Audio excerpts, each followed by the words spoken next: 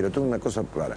Entonces yo me preguntaba, ¿qué pasó? Porque la verdad es que la Argentina venía como, al menos nos explicaron, que venía bomba, ¿no es cierto? Que venía fenómena y que la gente votó como votó, y que el modelo, que era un fenómeno. Y de repente, por alguna circunstancia, o el accidente del tren, o el tema de los subsidios, o algo, ¿no es cierto?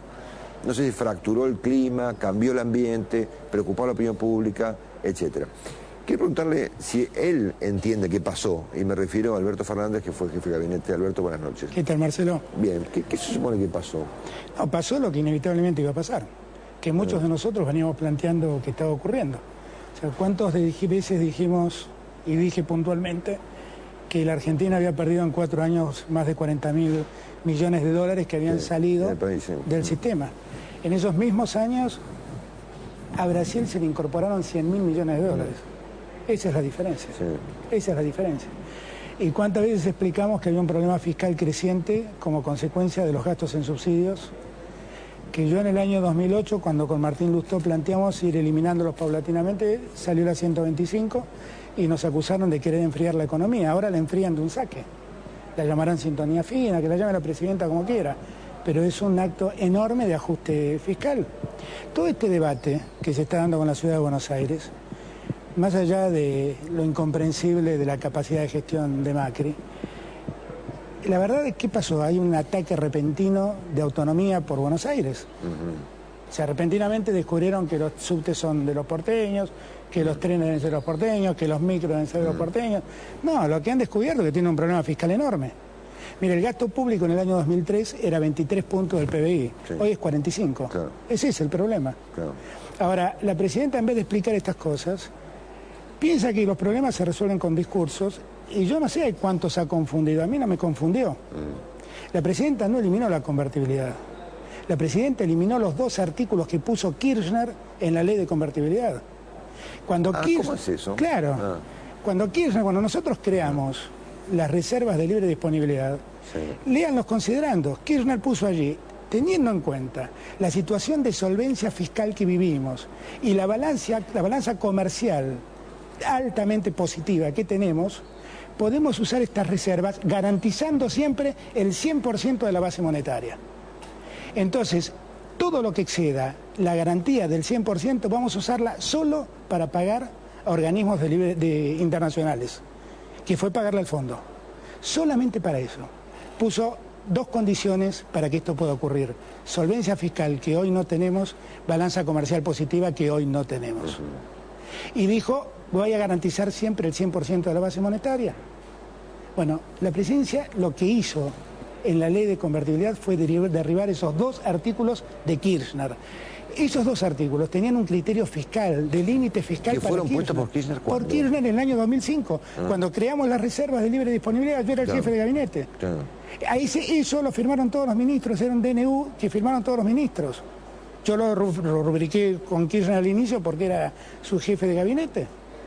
Se ha roto esa regla fiscal.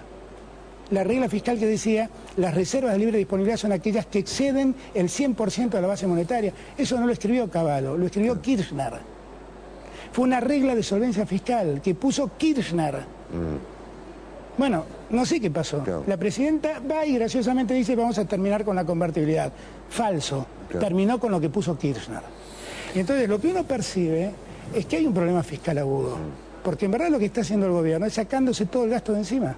¿Cómo evalúa, Alberto, la posición de Macri en este conflicto, en el caso del transporte? Y la veo mal, porque la verdad es que si él estaba en contra no hubiera firmado nunca el acuerdo que firmó.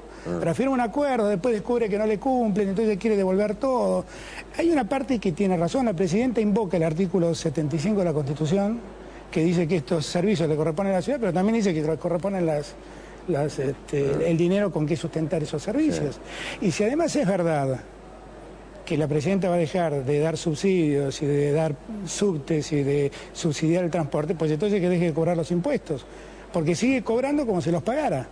Entonces, ahí hay una cosa que no está suficientemente... ¿Cómo puede ser que dos personalidades, digamos, de 3 o 4 o 5, digamos, que hay relevantes hoy en la nación argentina, bueno, obviamente Cristina y Macri son, Cristina lejos la más relevante, me viene Macri, ¿no es cierto? Macri con Scioli, ¿cómo es que no se hablen, ¿no es cierto? No, es una cosa insólita. Claro. ¿Y cómo es posible? Yo lo escuché esta mañana, hice una observación que yo también la hacía.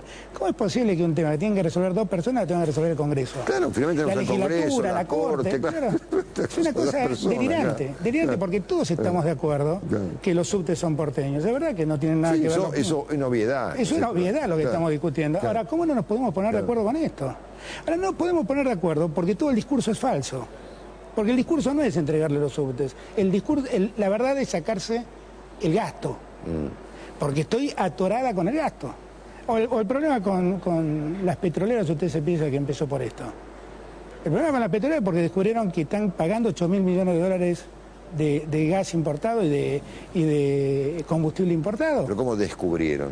Bueno, es que parece que todo parece que el 10 de diciembre se descubrió que se iban los dólares, que teníamos un problema fiscal, que los subsidios no iban más, que teníamos la balanza comercial en crisis, donde había 8.000 millones de dólares de importaciones de combustible o de energía. Sí. Ahora, explíqueme cómo. ¿Sabe por qué no invierten en Argentina en la búsqueda de gas? Es muy simple. Porque el mismo metro cúbico que se encuentra en Argentina cuesta $2.70. Claro, y afuera vale 20, claro. Claro, en un barco cuesta 19 y si viene de Bolivia cuesta 11. Entonces lo razonable es ir a buscarlo a Bolivia. Claro, es así. O a Brasil. Claro, es una obviedad. Claro. Eso es obvio que es así. Claro. Me parece que vamos a asistir en las próximas horas a un acto político contra YPF, digamos, ¿no? Chubut. Sí, lo que pasa es que a mí me parece que también hay un punto donde nosotros tenemos que empezar a pensar que le pueden sacar todas las áreas a Panamerican, a YPF, a Repsol, a quien quieran, pero después, ¿quién se va a hacer cargo de eso? Claro. ¿Quién se va a hacer cargo de la exploración y de la explotación argentina con este antecedente? ¿Quién se va a hacer cargo? Porque en Argentina, entre otras cosas, el problema energético ocurre porque crecemos a un ritmo del 8% anual. Claro. Alberto, el papel de Guillermo Moreno es obviamente mucho más importante del que era en la época de Kirchner, ¿no? Sí, absolutamente. Absolutamente. ¿Y por qué es eso? Porque la verdad que... Pues la presidenta cree que esa es la política correcta.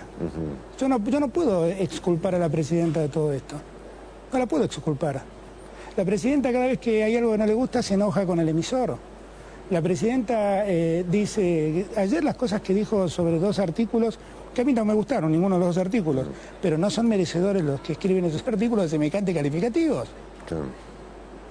No son merecedores. O sea, ¿usted cree entonces que lo que pasó acá, volviendo al razonamiento inicial que no me quiero perder, es que de repente nos encontramos con...